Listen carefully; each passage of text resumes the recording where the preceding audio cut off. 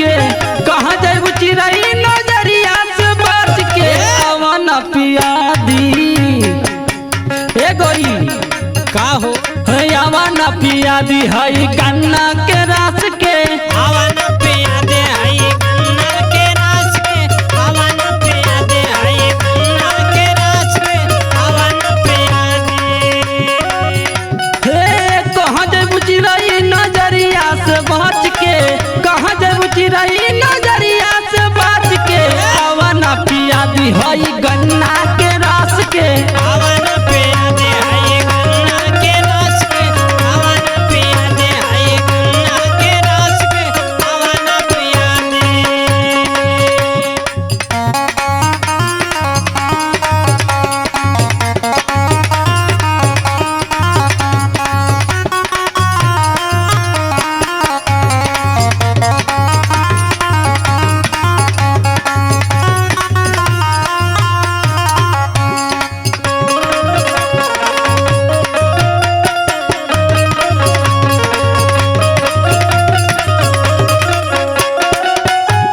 अरे गोरी का हो अरे कहाँ जात हो इतना सीना उतान के हो अच्छा है जा जाए तो हर का छाती फटता अरे राम रे राम तनी सुना सुनावा हो कहे चले गोरी इतना उतान हो तना उतान करे तना उतान हो तना उतान करे तना उतान हो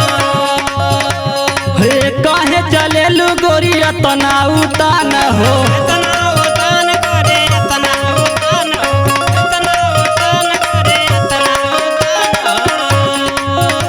हाँ देख के पागल भइले बुढ़ावा जवान हो बुढ़ावा जवान पहले बुढ़ावा जवान हो बुढ़ावा जवान पहले बुढ़ावा जवान हो हाँ घुमतर गोरी बजरिया में हंस के घुमतर गोरी बजरिया में हंस के अवन पिला दी अवन पिला दी हई गन्ना के रस के अवन पिया दे हई गन्ना के रस के आवन पिया दे हई गन्ना के रस के आवन पिया अरे गन्ना के रस के हो गन्ना के रस के आवन पिया दे हई गन्ना के रस के आवन पिया दे हई गन्ना के रस के आवन पिया दे ए गोरी का हो तनी सुना सुनावा